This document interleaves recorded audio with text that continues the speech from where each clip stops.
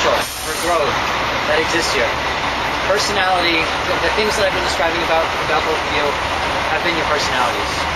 And personality is a fixation. Personality is getting stuck on something, identifying with something that's not you. In your case, identifying with your feelings. In your case, identifying with your thoughts.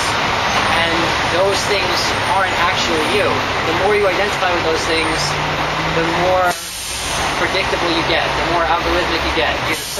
Something happens in the world and you react in a certain way based on your set motivations because of the identifications that you have, the identity that you associate with. And so in your case, you recognize, when you're healthier, you recognize that feelings are constantly changing and you're not them. You actually create them. And notice that you can see that when you're replaying thoughts in order to create feelings, when you're replaying events in order to create those feelings, the thoughts create the feelings. And you choose to think those thoughts.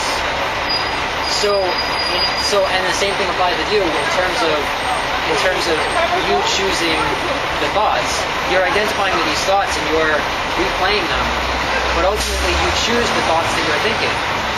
And all of the feeling of like not having expectations in both of your cases, and the feeling of worrying about everything that could go wrong, and being evaluation worse, and anxiety, and the feeling of shame, of regret, of like dwelling on the past, and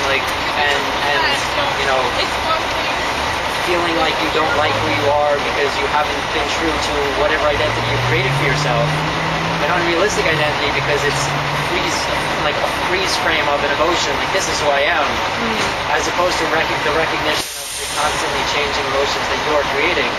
So in both cases, your choice, that's what you are. You're the capacity to choose what you think, and what you think causes what you feel. And what you feel causes what you're inclined to say and do, which leads to what you actually say and do, which leads to what manifests in your physical life. And so personality is getting stuck at some point in that process and then continuing to create down from there.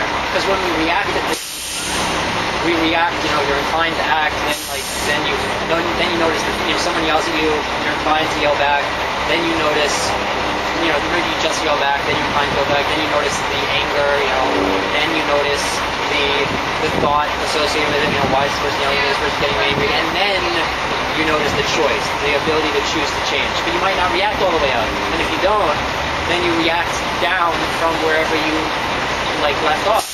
So you live your life out of the feelings. If someone asks you, why did you do that? Your answer would be something like, I was in the mood to do it. Yeah.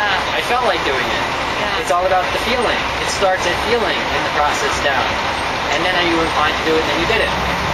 And in your case, when someone asks why did you do it, you have some logical reasoning behind it, because it's thought. The basis is the thought. And so ultimately, we're not our thoughts, we're not our feelings, we're not our instincts. We are choice. So we choose all these things. And personality is just a fixation or a manifestation of our essence. And then you just keep recreating